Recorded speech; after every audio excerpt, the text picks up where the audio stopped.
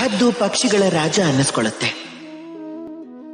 ಹದ್ದಿನ ಜೀವನದ ಆಯಸ್ಸು ಹೆಚ್ಚು ಕಡಿಮೆ 70 ವರ್ಷ. 40 ವರ್ಷಕ್ಕೆ ಬರ್ತಾ ಬರ್ತಾ ಅದರ ಪಂಜ ಉದ್ದ ಮತ್ತೆ ಮೊಂಡಾಗ್ತಾ ಹೋಗುತ್ತೆ. ಕೊಕ್ಕು ಬಾಗಿ ಹೋಗುತ್ತೆ. ರೆಕ್ಕೆ ಭಾರ ಆಗ್ಬಿಡತ್ತೆ. ಅದರ ಅರ್ಥ ಆ ಎತ್ತರದ ಹಾರಾಟ ಇರಲ್ಲ, ಆ ಶಕ್ತಿ ಇರಲ್ಲ. ಆಗ ಹದ್ದು ಏನ್ ಮಾಡುತ್ತೆ? ಹದ್ದು ಎಲ್ಲಕ್ಕಿಂತ ಕಷ್ಟದ ಕೆಲಸವನ್ನ ಮಾಡುತ್ತೆ. ಅಂದ್ರೆ ತನ್ನಂತಾನೆ ಮತ್ತೆ ಚೇತರಿಸ್ಕೊಳ್ಳುತ್ತೆ. ಎಲ್ಲಕ್ಕಿಂತ ಮೊದಲು ಯಾವುದಾದ್ರೂ ಪರ್ವತದ ಮೇಲೆ ಹೋಗುತ್ತೆ. ಏಕಾಂತದಲ್ಲಿ ತನ್ನದೇ ಆದ ಒಂದು ಗೂಡು ಕಟ್ಕೊಳ್ಳುತ್ತೆ. ಹಾಗೆ ಕಲ್ಲಿನ ಮೇಲೆ ತನ್ನ ಕೊಕ್ಕನ್ನ ಕುಕ್ಕಿ ಕುಕ್ಕಿ ತನ್ನ ಕೊಕ್ಕನ್ನೇ ಮುರಿದು ಹಾಕೊಳ್ಳುತ್ತೆ. ಆಮೇಲೆ ಆ ಹದ್ದು ಮತ್ತೆ ಕೊಕ್ಕು ಬೆಳೆಯೋದಕ್ಕೆ ಕಾಯ್ತಾ ಇರತ್ತೆ.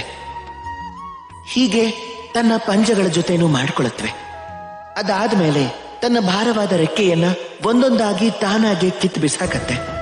ಆಮೇಲೆ 150 ದಿನದ ನೋವನ್ನ ಅನುಭವಿಸಿದ ನಂತರ ಅದಕ್ಕೆ ಅದೇ ಎತ್ತರವಾದ ಹಾರಾಟ ಸಿಗತ್ತೆ, ಅದೇ ಶಕ್ತಿ.